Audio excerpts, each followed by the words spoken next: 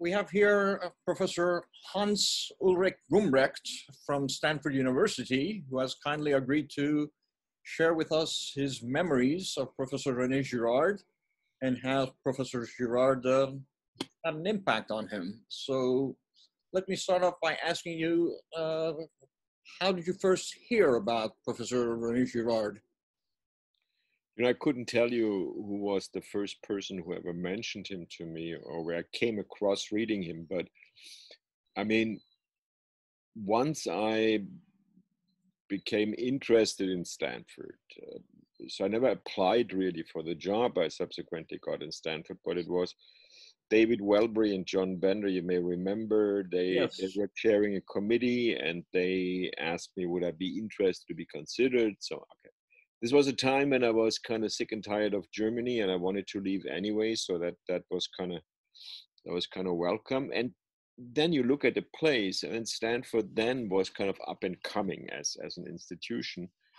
And early on, people saw it's an interesting university. I loved California. And then you start looking at people you might be interested in working with. And I think the two names that really stood out for me when I was looking at the lineup of faculty at Stanford were two French names, and I was Michel Serres and René Girard on the other order. I mean, I knew more at that point about Serres' work. I had read Le Tiers, which had just come out, was relatively new, and Niklas Luhmann, who I was then very interested in, was completely enthusiastic about this book. Actually, now I think it was Luhmann who drew my attention to René too, because he found the mimetic theory very important. So these two names were standing out, and other than that, the landscape in humanities at Stanford was very, very different from today. I mean, today, if you look at the lineup of faculty, I mean, I couldn't swear, but I would assure you that 90% of the faculty of I'm emeritus now, my former colleagues are really good. I mean, more than just solid, really good. But I don't think we have, maybe with the exception of Robert Harrison, any real stars left, right, in the humanities. And it was very different in the late 80s. I mean, okay, because there are people without names anyway. I mean, most faculty were not worth being mentioned and talked to. I mean, it could be personally very nice, but intellectually. And then there were a couple of giants. And I mean, René and Michel, probably the most, I mean, there was Freccero, who was not that much of a giant, but he was very big in Italian studies. So there were very few people with big names and indeed deservedly big names, and the rest was not so interesting. So it was a much more kind of dramatic landscape. I see. Did you ever start working with René while you were at Stanford? No, we never worked together, but I mean, what is working together in the humanities?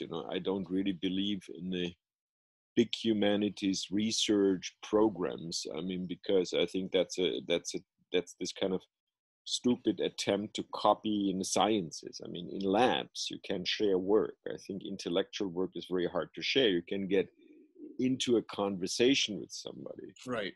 And in that sense, I think René and I had an ongoing conversation, which was asymmetrical in a good way, not asymmetrical that he ever behaved in a non-democratic way. But, I mean, when I came to Stanford, I mean, René was already a very big shot. I mean, this was an iconic name, and mine was clearly not.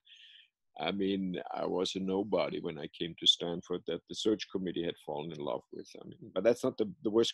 But I have to say the reception by René from our first faculty meeting, and we were actually in two different departments. In French and Italian, we were colleagues, and also in comparative literature, we were colleagues. And René was, I think, in a genuine way, respectful, democratic in that sense from the first moment on. Maybe there's a good anecdote about that. I mean, he had heard, which was true, that I had invited Jacques Derrida to my former university in Germany, which was a very small provincial university. That was the first time that Derrida spent more than one day in his life at any place in Germany, let alone at a university. And so that had given me the label from an American perspective, where the craze about deconstruction was wild then. Today, by the way, is Derrida's virtual 90th birthday.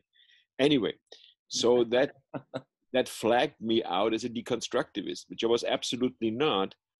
I invited Derrida because, you know, I thought something that has such a currency as it had at this point, there must be something in it, not necessarily as great philosophy, but in the sense of the symptomatology of the present, to quote Lyotard. So I invited him.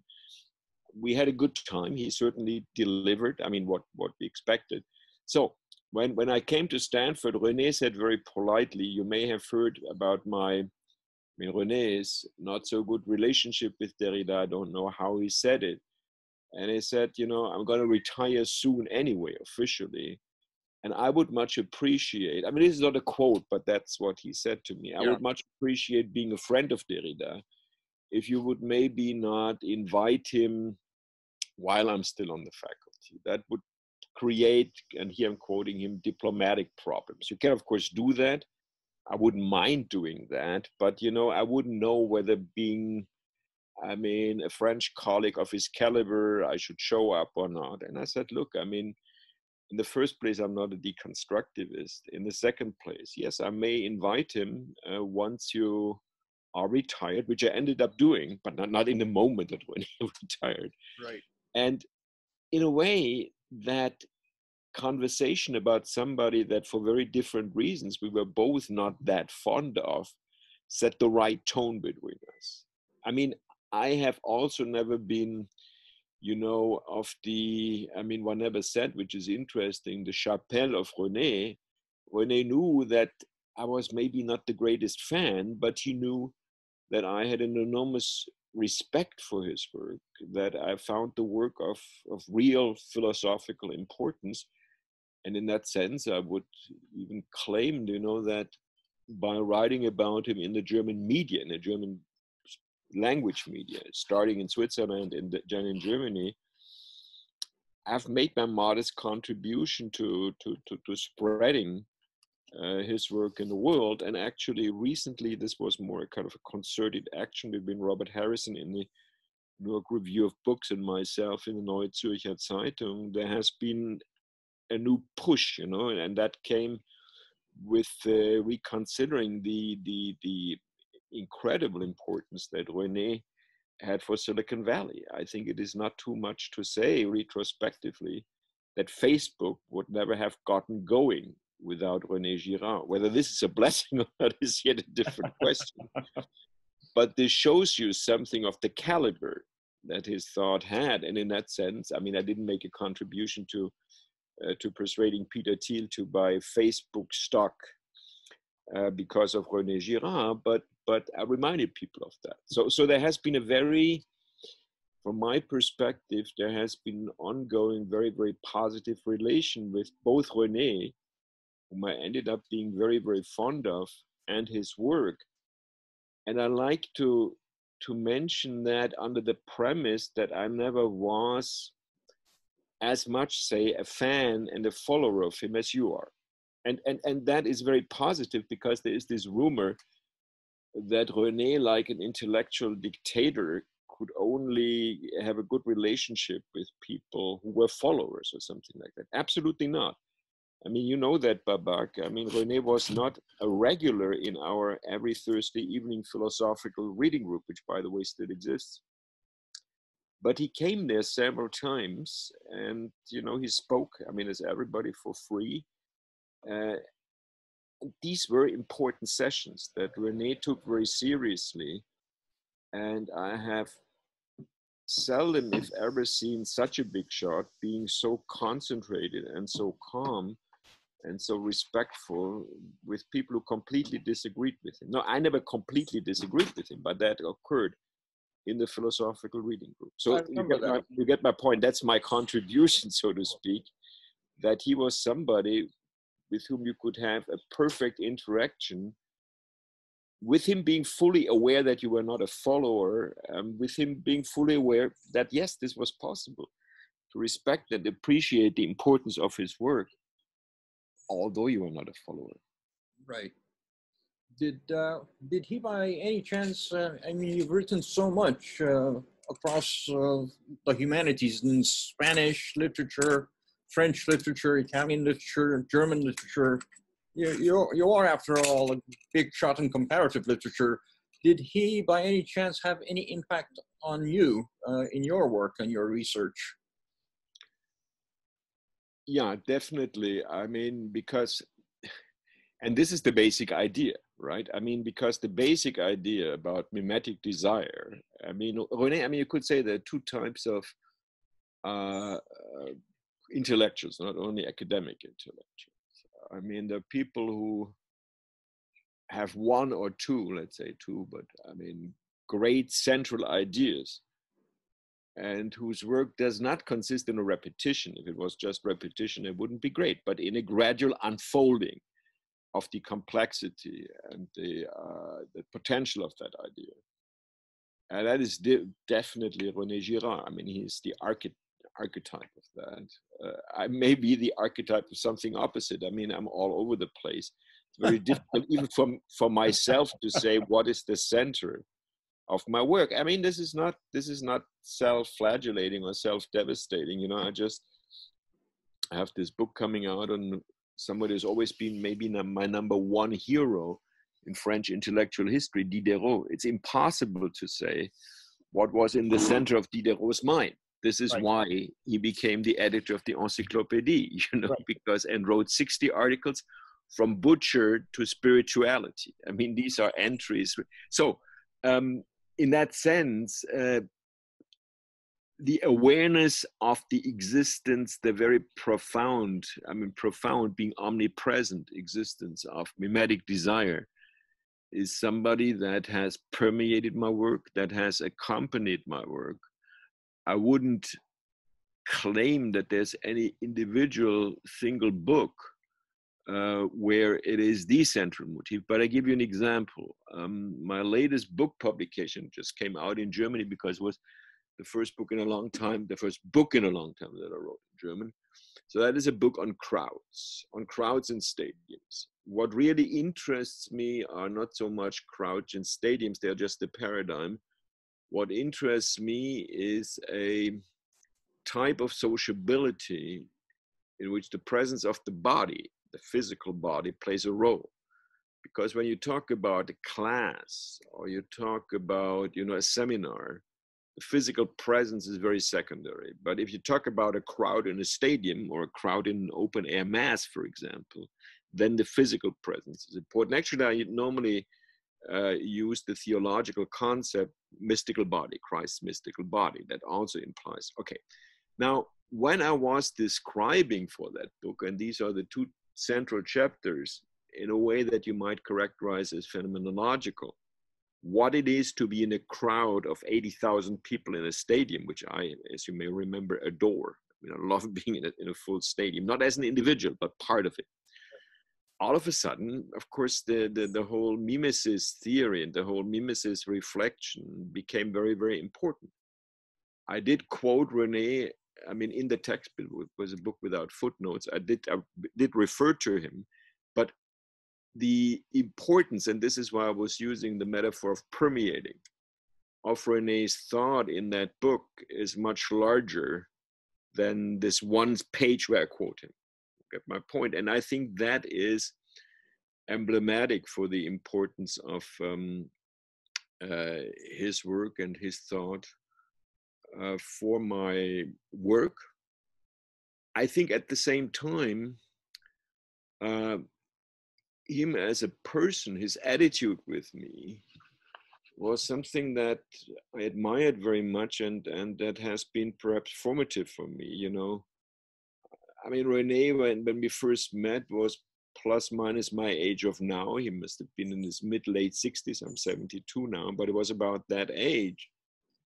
And I was exactly 40, and the reaction was, you know, it was such a big shot can deal with you, talk to you, such a relaxed, dignified, democratic, but not over-democratic way. There was some authority that he didn't play out, but it was there.